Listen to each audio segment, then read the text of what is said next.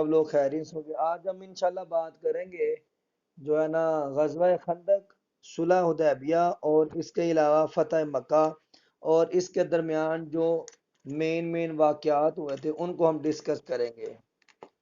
सबसे हम पहले बात करते हैं ग़ज़वा खंदक के बारे में।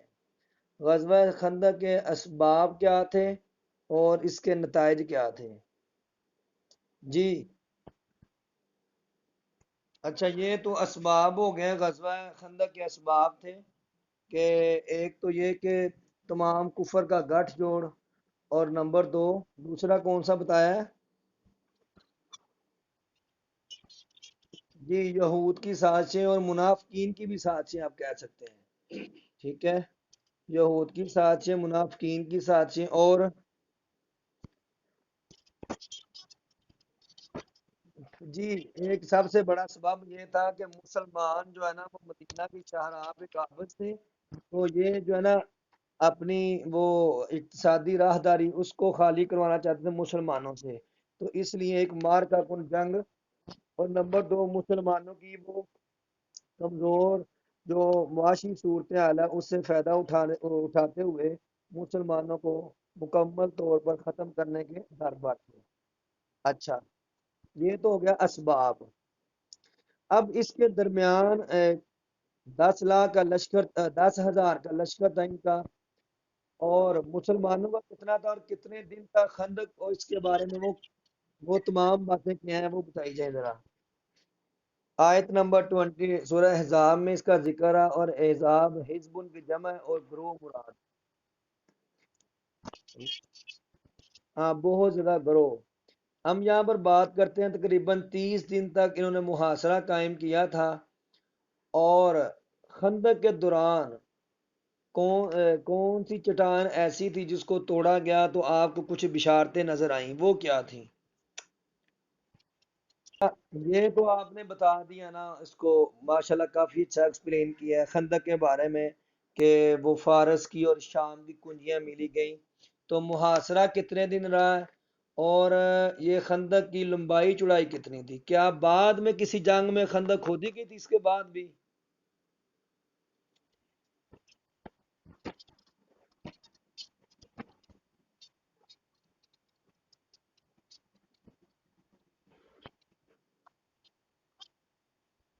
ये मेरे ख्याल से जो मुझे कुछ याद आ रहा है, 28 दिन था, फिर दो, बात सुने, 28 दिन था, फिर 2 दिन आंधी तूफान रहा, तो टोटल 30 दिन हुए। मैंने जो याद आ रहा है इस तरह का था। चले, मुसलमानों को फतह हुई। इधर जाबर बिन अब्दुल्ला रजी अल्लाह ताला अन्हु की जो बीवी हैं, उन्होंने खाना के पकाया, और वो एक मौजज़ा पेश आया कि चंद लोगों का खाना जो तकरीबन 1,000 लोगों को पूरा आ गया था। अब खंदक में मुसलमानों को फतह हो गई है, तो उसके नतायज क्या निकले? खंदक खंदक के नतायज क्या थे? गज़वा खंदक के नतायज, खंदक में जब आप अलैहिस्सलाम ने हजरत सफिया थी जो आपकी फूफी थी, जो औरतों की निगरानी पर।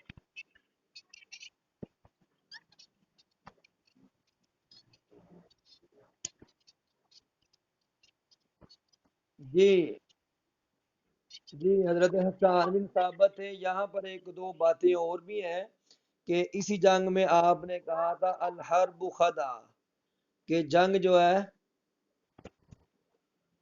धोखा है, जंग धोखा है। अब बात यह है कि वो नईम बिन अब्दुल्ला ने क्या चाल चली थी, क्या आज के दौर में वो चाल, क्या?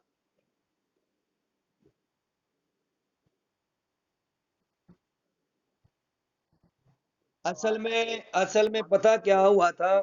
नईम बिन अब्दुल्ला का ईमान उस टाइम जहाँ वाजिया नहीं था कि वो ईमान लाए हैं कि नहीं लाए।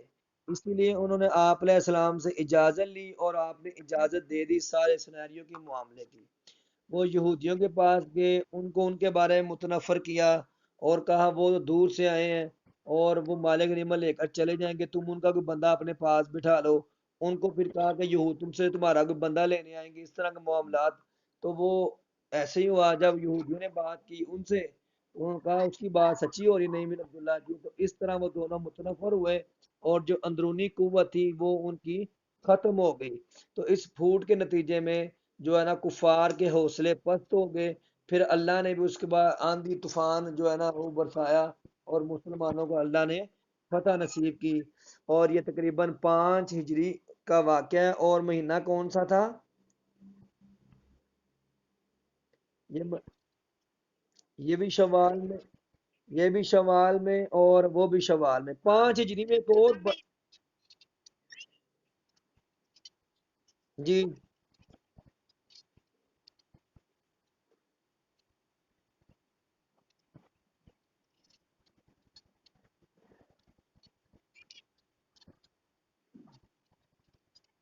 مسعود تھے، ٹھیک ہے، وہ نعیم بن عبداللہ نہیں تھے، نعیم بن مسعود ہے کیا؟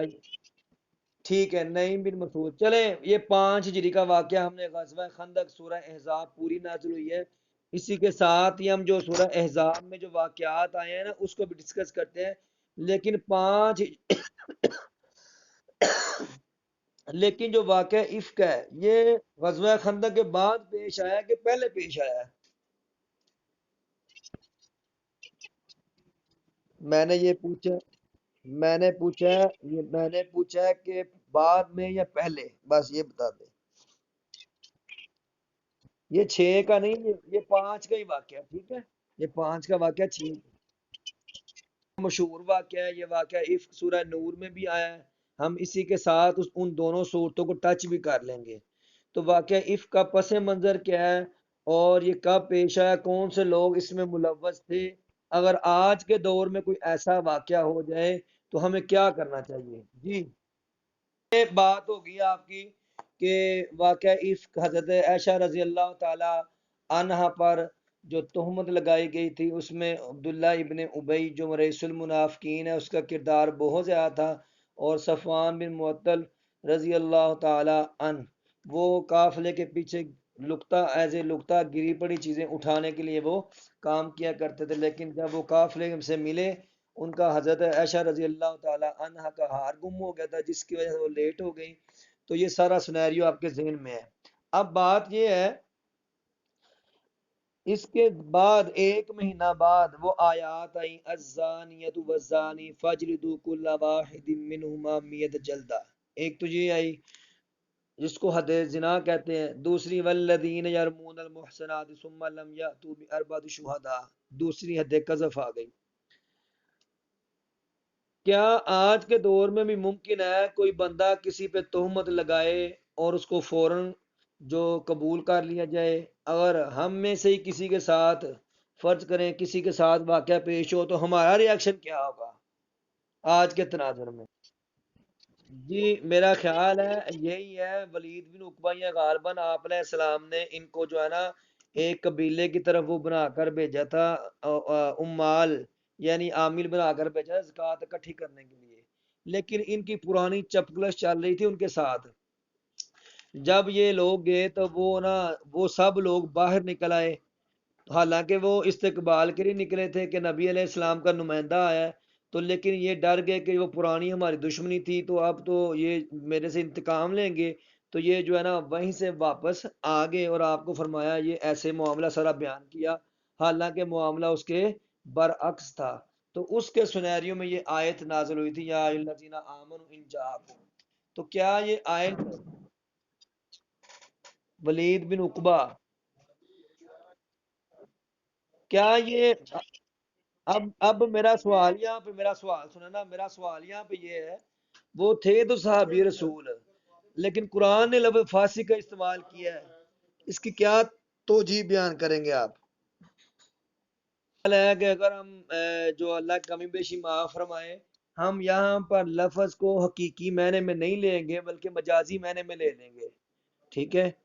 اگر توجیہ نکالنی ہو، اگر کسی کے پاس اس چیز کے بارے میں شورٹی ہو تو وہ بتا دے کہ حالانکہ واقعہ تو جتنی تفاسیر نکالیں گے نا یہی آئے گا، ٹھیک ہے، ولید بن عقبہ کا ہی آئے گا، وہ ایک لینے گئے تھے زکوٰۃ کا مال، تو یہ سارا وہی۔ تو لفظ میرا خیال ہے یہاں پر جیسے وہ ہم کہتے ہیں کہ صحابہ کرام محفوظ ہیں، ٹھیک ہے، تو وہ جو حلال بن امیہ اور عویمر اجلانی، تو جو ان کے اوپر جو لگا وہ جن کو حد زنا کے اوپر جن کو مارا کیا گیا تھا، کیا نام ہے ان کا؟ ماعز اصل میں، ٹھیک ہے۔ تو ہم کہتے ہیں کہ اگر کوئی ایسے واقعات ہوئے ہیں نا تو وہ امت کو سمجھانے کے لیے، ٹھیک ہے۔ تو یہاں پر اگر ایک اور بات، لفظ فاسق سے ہم اس کا جو ہے نا لغوی معنی مراد لیں گے، اصطلاحی معنی مراد نہیں لیں گے جو موجودہ دور میں لیا جاتا ہے۔ چلیں یہاں پر بات ہوتی غزوہ خندق کی، سورہ احزاب میں اس کا بیان کیا گیا ہے، شان نزول اور ساری جو آیات اس کے پس منظر میں ہے۔ تو آپ یہ بتائیں سورہ احزاب میں اور کون سے ایسے احکامات نازل ہوئے ہیں جو ہمیں اپنانے چاہیے؟ اس کو ہم شروع سے نا شروع سے سورہ احزاب کو شروع کرتے ہیں۔ پہلا تو یہ کہ النبی اولا بالمؤمنین، ٹھیک ہے، یہ ہے۔ دوسرے نمبر پر غزوہ خندق کے واقعات اس میں آئے ہیں۔ تیسرے نمبر پر آپ علیہ السلام کی عورتوں کو یہ اختیار دیا گیا تھا، اگر آپ رہنا چاہیں جانا چاہیں تو جو ہے نا آپ کو اچھے طریقے سے۔ تیسرا، چوتھے نمبر پر انما یرید اللہ لیذھب عنکم الرجس اہل البیت کے بارے میں جو ہے نا یہ اس کے اندر بیان آیا ہے۔ پانچویں نمبر پر وقرن فی بیوتکن، گھر میں عورتیں گھر میں رہیں، اس کے بارے میں آیا ہے۔ چھٹے نمبر پر حضرت زید رضی اللہ تعالی عنہ کے بارے میں واقعہ آیا ہے۔ ساتویں نمبر پر جو ہے نا وہ کیا کہتے ہیں، ما کان محمد ابا، تو آیت ختم نبوت آئی ہے۔ آٹھویں نمبر پر جو پردے، جی آٹھویں نمبر پر جو ہے نا اس کو کیا کہتے ہیں، یا ایھا النبی قل لازواجک و بناتک، ٹھیک ہے، یہ آیت آئی ہے۔ پھر اس کے بعد نبی علیہ السلام لا یحل لک النساء، یہ آئی ہے۔ پھر اس کے بعد آیت درود آئی ہے، ٹھیک ہے۔ پھر اس کے بعد جو ہے نا آخری رکوع میں وہ چند آیات ہیں، یا الذین آمنوا اتقوا اللہ،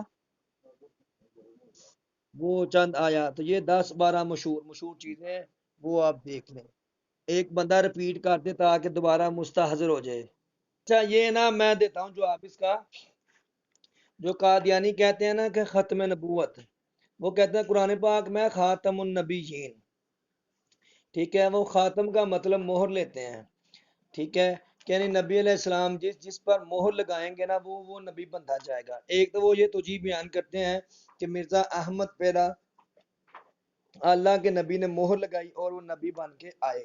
نمبر دو، وہ کہتے ہیں ذلی اور بروزی نبی ہیں، جیسے کہتے ہیں ہر چیز کا کوئی سایہ ہوتا ہے، اسی طرح آپ بھی نبی علیہ السلام کے ذلی یا بروزی ہیں، ٹھیک ہے، یعنی ذلی نبی یا بروزی۔ تیسرا وہ کہتے ہیں کہ جو سورہ صف میں ہے نا من بعد اسمہ احمد، یعنی آپ کے بعد ایک نبی آئے گا تو من بعد اسمہ احمد، اس کا نام احمد ہوگا، تو وہ اس آیت کو، جبکہ وہ آیت تو حضرت عیسیٰ علیہ السلام نے آپ کے لیے کی تھی، بیان کی تھی، جس کو قرآن پاک نے ادھر بیان کر دیا، ٹھیک ہے، لیکن یہ کہتے ہیں کہ نہیں، اس سے مراد مرزا غلام احمد قادیانی ہے۔ لیکن اس کے بھی اور بھی بے شمار جوابات دیے گئے۔ ایک تو ختم نبوت پر اجماع امت ہے، کیوں نہ کہ آپ علیہ السلام کے دور میں صحابہ کرام نے مسلمہ کذاب کے خلاف جنگ لڑی، جس میں 1200 صحابہ کرام شہید ہوئے۔ اگر اس پر اجماع امت نہ ہوتا تو اتنی بڑی جنگ اور اتنے زیادہ شہداء نہ ہوتے، جبکہ ٹوٹل 82 سرایہ اور غزوات میں آپ علیہ السلام کے دور میں 259 صحابہ کرام اور 700 کفار مارے گئے تھے، جبکہ ایک جنگ میں جو ختم نبوت کے نام پر ہوئی تھی اس میں 1200 لوگ شہید ہوئے تھے۔ تو ختم نبوت پر جہاں پر آیات بھی ہیں، احادیث بھی ہیں، اس کے ساتھ ساتھ اجماع امت بھی ہے۔ احادیث بھی کافی ہیں، ایک تو یہ ہے کہ انا خاتم النبیین لا نبی بعدی، اور دوسری یہ ہے کہ میری مثال ایک وہ محل کی طرح ہے، اس محل کو، ایک محل، آواز نہیں آ رہی؟ وہ آپ نے فرمایا جس کا مفہوم ہے میری مثال ایک محل کی طرح ہے، کسی نے بڑا خوبصورت محل بنایا لیکن ایک اینٹ چھوڑ دی گئی اور وہ اینٹ میں ہوں۔ تو یہ چند چیزیں ہیں، چند دلائل آپ دیکھیں۔ نہ اس کا ممبر تھا اسمبلی کا، لیکن اس کو بھی بلایا گیا تھا، تو 7 ستمبر 1974 کو قادیانیوں کو غیر مسلم کروایا گیا۔ ختم نبوت پر ایک تو ماں کا آنا محمد آیت ہے، اور ایک انا خاتم النبیین لا نبی بعدی، دوسری نمبر 3 وہ میری مثال ایک وہ محل کی طرح ہے جس کا محل بنایا گیا ہو لیکن ایک اینٹ چھوڑ دی گئی ہو، فرمایا وہ آخری اینٹ میں ہوں اور وہ نبیوں کا محل پورا ہو گیا۔ نمبر 4، میرے بعد کوئی نبی ہوتا تو عمر ہوتے، لیکن میرے بعد کوئی نبی نہیں ہے۔ نمبر 5، اجماع امت بھی ہے اس پہ۔ آپ علیہ السلام کے دور میں مسلمہ کذاب نے دعویٰ کیا تھا، اس کے بعد غالباً طلحہ خلید میں بھی کیا تھا، 2 بندے 3 آپ کے دور میں، لیکن حضرت آپ علیہ السلام کے جانے کے بعد حضرت ابو بکر رضی اللہ تعالی عنہ نے ان کے خلاف بالاتفاق جہاد کیا۔ حالانکہ یہ لوگ نماز بھی پڑھتے تھے، کلمہ بھی پڑھتے تھے، روزہ بھی رکھتے تھے، زکوٰۃ بھی دیتے تھے، صرف اس نے نئی نبوت کا دعویٰ کیا تھا۔ نمبر 4، 5، 6۔ نمبر 6،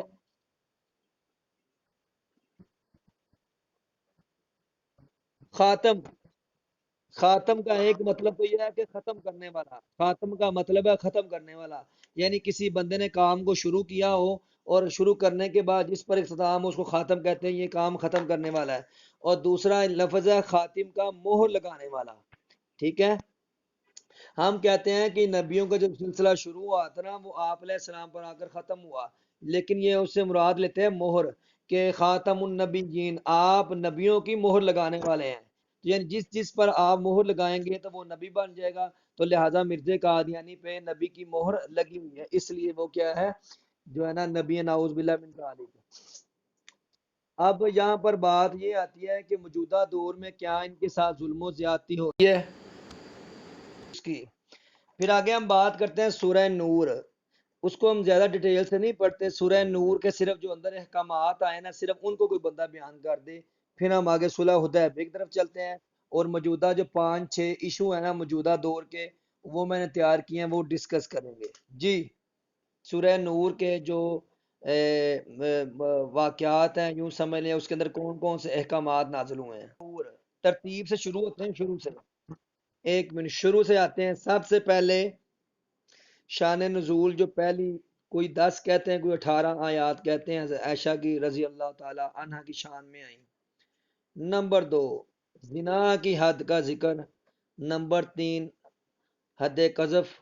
نمبر 4، آیات لعان، یہ ہو گیا۔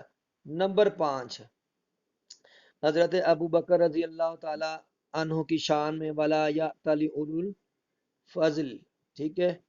تو یہ آگے چلتے چلتے جو ہے نا آیت استیزان، گھروں میں اجازت لے کر جانا، وہ حضرت عمر فاروق رضی اللہ تعالی عنہ کے ساتھ واقعہ پیش ہے، اس کا پس منظر ہے۔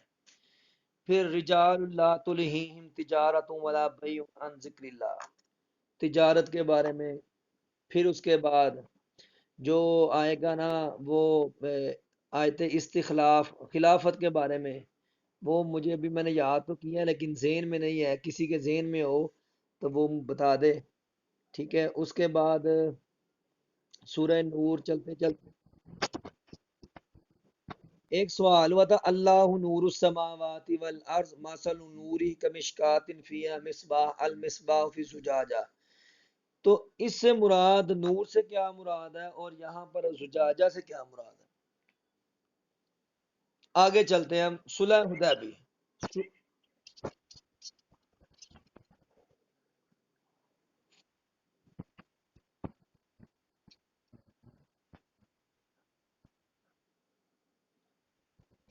کیونکہ العلم نور۔ اچھا آگے ہم چلتے ہیں صلح حدیبیہ، ٹھیک ہے۔ صلح حدیبیہ جو اس کا پس منظر کیا ہے اور کون سی آیات صلح حدیبیہ کے بارے میں نازل ہوئی تھی، اور لقد صدق اللہ رسولہ الرؤیا بالحق لتدخلن المسجد الحرام انشاءاللہ، اس کا پس منظر کیا ہے۔ کوئی ایک بندہ جس کو تفصیلاً آتا ہے کب کیسے کہاں اور کب واپسی ہوئی، وہ تاکہ ایک ہی بات سمجھ آ جائے اس کو، کہ آپ علیہ السلام نے خواب دیکھا کہ ہم لبیک اللہم لبیک کی صدائیں بلند کر رہے ہیں، تو صحابہ کرام نے آپ نے صحابہ کرام کو بتلایا یہ بات، تو وہ ان کے دل میں وہ اپنا مکہ کی اور اپنے ابائی جو ان کی جگہ تھی اس کی جو ہے نا دل میں شوق محبت آیا، تو فوراً آپ علیہ السلام تیار ہو گئے، لیکن ابھی تک اللہ کی طرف سے حکم نہیں آیا تھا، یہ یاد رکھنا، اشارہ ہوا تھا حکم نہیں آیا تھا۔ اس پر بھی ہم بعد میں بات کریں گے کہ تھوڑی سی میں اس میں ایک نقطہ ہے۔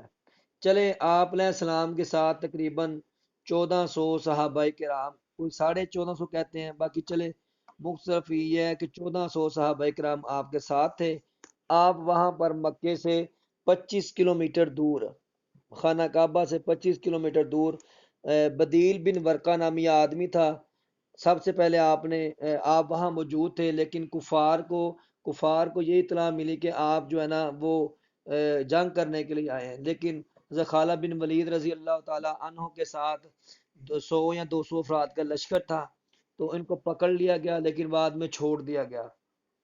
سب سے پہلے بدیل بن ورقہ گئے تھے مذاکرات کرنے کے لیے کہ یہ لوگ جو ہے نا وہ لڑنے نہیں آئے، لیکن عمرہ کرنے کے لیے آئے ہیں۔ وہ مذاکرات کامیاب نہیں ہوئے۔ اس کے بعد ایک اور بندہ گیا تھا، وہ ان کا نام کیا میرے ذہن میں ابھی نہیں آ رہا۔ نہیں نہیں، مسلمانوں کی طرف سے۔ نہیں نہیں میم آپ کی آواز نہیں آ رہی، آواز آپ لکھ کے بھیج دیں، سمجھ نہیں آ رہی۔ ہاں یہ نہ کر رہے ہیں جو آپ علیہ السلام کی طرف سے گئے تھے، ٹھیک ہے؟ تو یہ بدیل بن ورقہ تھا، مکرز بن حفص، اور تیسرے حضرت عثمان رضی اللہ تعالی عنہ۔ چلے وہاں پر وہ گئے، وہ سارا سنیریو آپ کے ذہن میں ہے کہ ان کو وہاں پر جو ہے نا قید میں رکھا گیا، افواہ بھی یہ پھیلائی گئی کہ آپ حضرت عثمان رضی اللہ تعالی عنہ کو شہید ہو گئے ہیں۔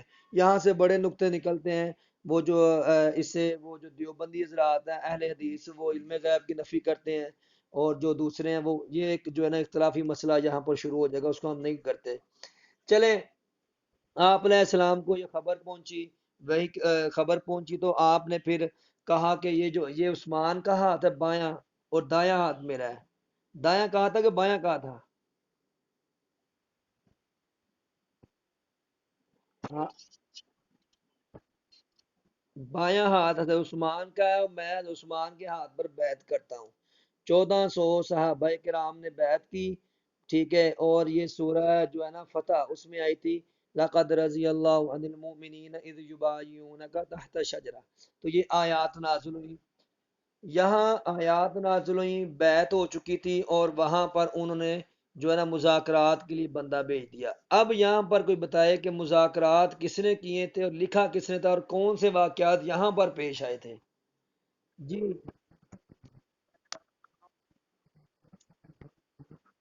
پہلے عروہ بن مسعود آیا تھا، اس نے دیکھا کہ میں نے جو ہے نا، اس نے جا کر کہا کہ میں نے بڑے بڑے بادشاہ دمشق اور شام کے اور ایران کے کیسر و کسریٰ کے محلات میں گیا ہوں، لیکن ایسی شان و شوکت ادب احترام میں نے نہیں دیکھا۔ تو اس نے کہا کہ تم بھی اس سے متاثر ہو گئے۔ بعد میں سہیل بن عمر آیا، اور یہاں پر مذاکرات شروع ہوئے۔ مذاکرات جب ہوئے تو کچھ جو ہے نا وہاں پر شرائط طے پائیں، 7 تھی یا 8 تھی غالباً شرائط، ہم ابھی کاؤنٹ کر لیتے ہیں اس کو۔ تو سب سے پہلے شروع کیا گیا کہ انہوں نے لکھا کہ جو ہے نا یہ جو تحریر ہے محمد الرسول اللہ کی طرف سے ہے۔ اس نے کہا اگر ہم رسول اللہ مان لیں تو بات ہی ختم نہیں، اس سے پہلے بسم اللہ الرحمن الرحیم لکھا گیا تھا۔ تو اس نے کہا یہ الرحمن الرحیم کاٹ دیں، جو بسم اللہ الکعبہ لکھیں، بسم اللہ رب الکعبہ۔ لیکن آپ نے وہ بھی کروا دیا، پھر محمد الرسول اللہ کاٹ کر محمد بن عبداللہ آپ نے خود لکھا۔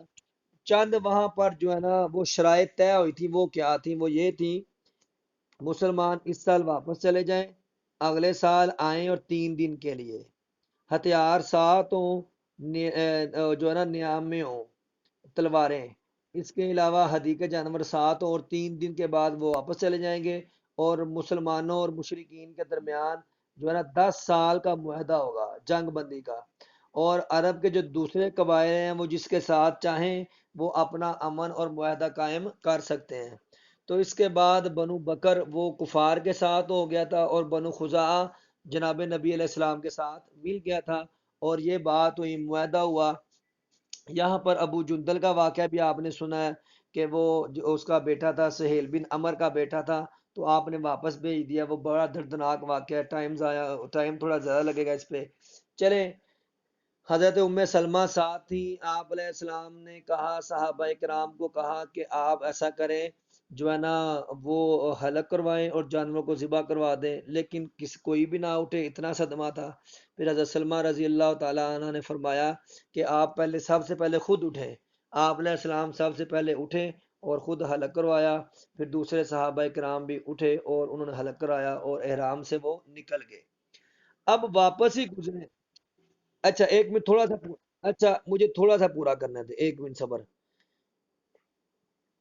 اچھا یہاں پر نا بھی تھوڑا ہی واپس گزرے ہیں تو صحابہ کرام آپس میں نا وہ باتیں کرنے لگے ہیں، حضرت عمر رضی اللہ تعالیٰ عنہ خصوصی طور پر، کہ یہ تو معاہدہ سراسر ہمارے خلاف ہے۔ ایک یہ شک تھی کہ اگر کوئی کافر مکہ سے مدینہ جائے گا یا کوئی بندہ بھی مکہ سے مدینہ جائے گا تو آپ واپس بھیجیں گے، اگر کوئی مدینے سے مکہ آئے گا تو ہم واپس نہیں بھیجیں گے۔ تو یہ اس قسم کی شکیں ساری جو ہے نا وہ صحابہ کرام کو بڑی دردناک لگی۔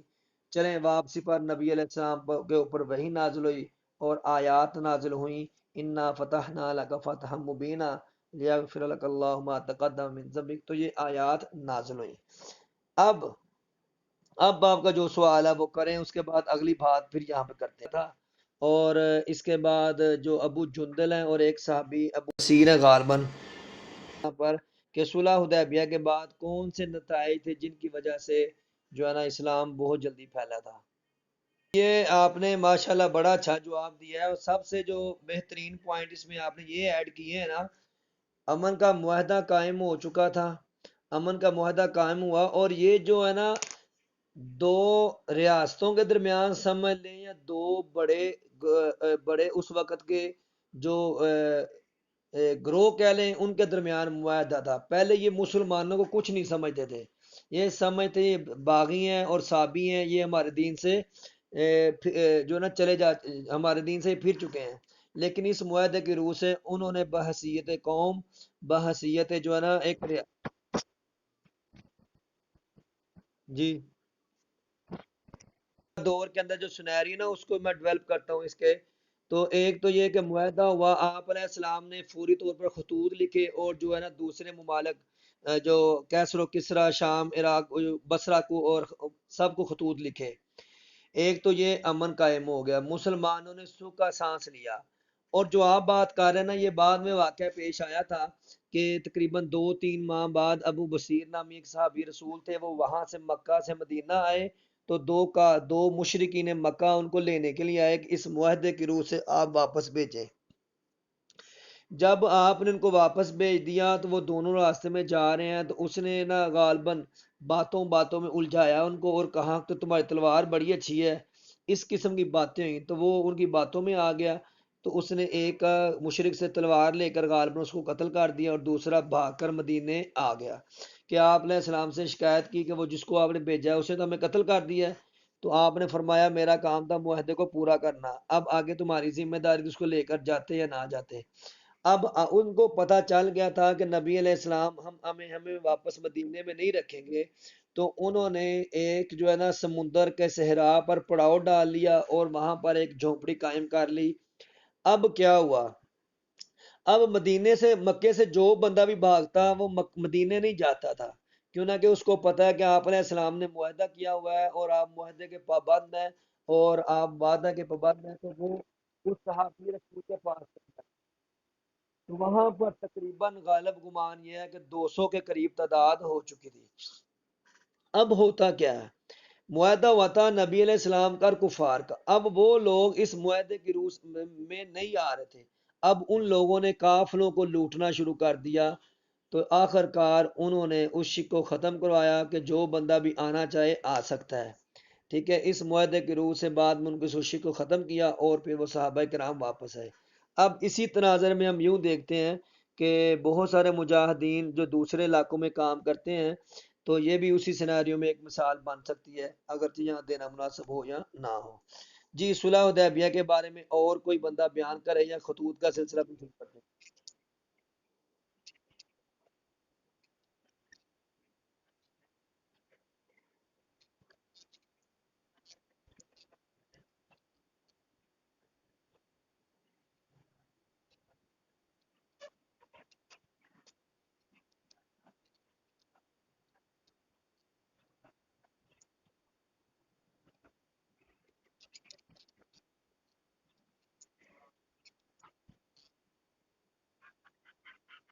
لیکن یہاں پر ہم نے بات تو کر لی ہے نا بنو بکر اور بنو خزاعہ کی، لیکن یہاں پر دو تین سوال اور بنتے ہیں۔ وہ سنان بن سنان تھا جنہوں نے 3 بار کی تھی غالب گمان بیعت، جنہوں نے 3 بار بیعت کی تھی، اور میرا خیال میں سلمہ بن اقوی وہ سب سے پہلے غالب انہوں نے کی تھی۔ ادھر ایک نام بندہ تھا جس نے بیعت نہیں تھی کی، 1400 صحابہ کرام میں ایک بندہ ایسا تھا جس نے بیعت نہیں کی تھی، وہ کون تھا؟ جی جد بن قیس، یہ یہودی تھا کہ منافق تھا؟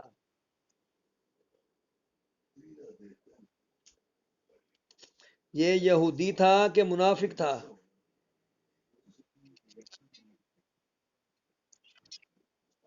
یہ منافق، اور یہ منافق تھا، اور یہ وہ جو معاہدے کی روح سے وہ اپنی جو خاندانی جو وجاہت ہے اس کی وجہ سے یہ آیا تھا ساتھ۔ اب تقریباً ہمارا صلح حدیبیہ پورا ہو چکا ہے۔